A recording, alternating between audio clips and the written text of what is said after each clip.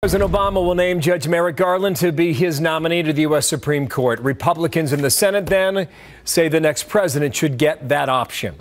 The committee in the Senate that handles these matters is the Judiciary Committee. And Utah Senator Mike Lee is a member of that committee. He's my guest now from the Hill. And Senator, thank you for your time on what is no doubt a significant day for your committee and the country. Good morning, sir. Good morning. Thank you. Will you hold a hearing for Judge Merrick Garland? No. Look, we've been clear. All the Republicans on the Senate Judiciary Committee have made clear that this is a lifetime appointment to the highest court in the land, to fill a seat previously filled by a judicial icon, Antonin Scalia. We think that the American people need a chance to weigh in on this issue, on who will fill that seat.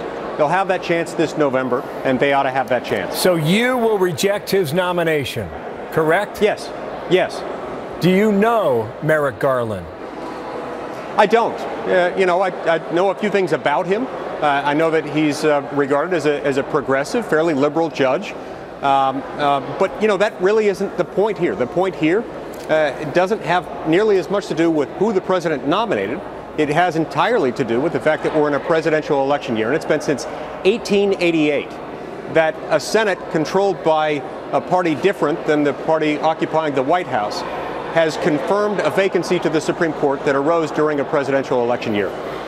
Judge Anna Napolitano tells me 30 minutes ago that this judge has a record over 19 years of being a center-right judge and not a liberal judge in that respect. Does that change your calculation? No. Look, I've said repeatedly, I don't care if they put my brother on there. I don't care if they put Paul Clement or some other conservative icon like that. This is about the principle that we're facing. This is about the fact that we're coming up on a presidential election year.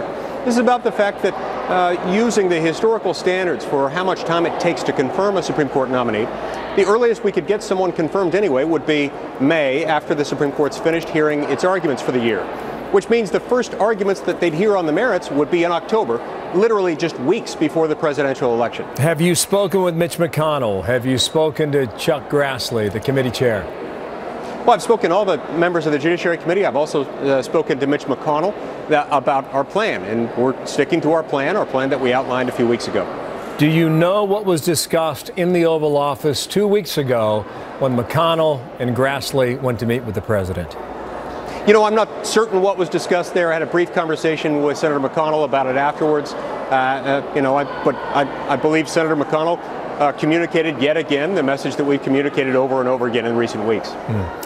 Does your position of no, and if the committee continues along that line, what is the impact, Senator, on the chances of half a dozen Republican senators up for re-election in November? What does it do to their campaigns, do you believe?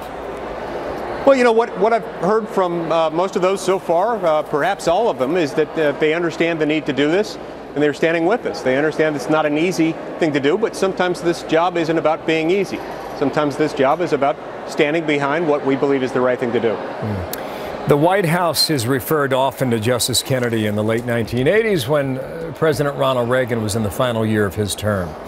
What is excluded often from that conversation, Senator, is the bruising battle with Robert Bork, the battle that followed after that. So you had a period of 9 months before you settled on a new justice. And I'm just wondering how you countered their argument that Reagan went forward, why not go forward now?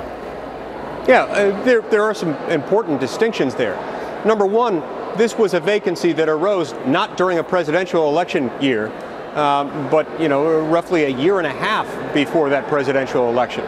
It arose in the summer of 1987, and the only reason that Justice Kennedy wasn't finally confirmed until the beginning of 1998, after he had been nominated in 1987, was because there had been this protracted, bruising confirmation battle that you referred to with Judge Robert Bork.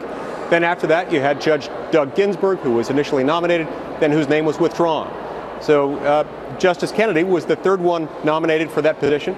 He was confirmed at the beginning of 1988, but again, this was not a vacancy that occurred during a presidential election year. One final point here. Just the headline from our discussion here is that you will reject his nomination. So then the follow-up question is that, have you spoken, and when was the last time you have spoken with the majority of Republicans on the Judiciary Committee, sir? It was a matter of days ago, and as far as I know, everybody's still there. So their position did not change as of a few days prior. That's right. Senator, thank you. Mike Lee's a Republican from Utah. Appreciate your time today. Thank you, sir. Member of the Judiciary Committee. That will get a lot of attention. Yeah.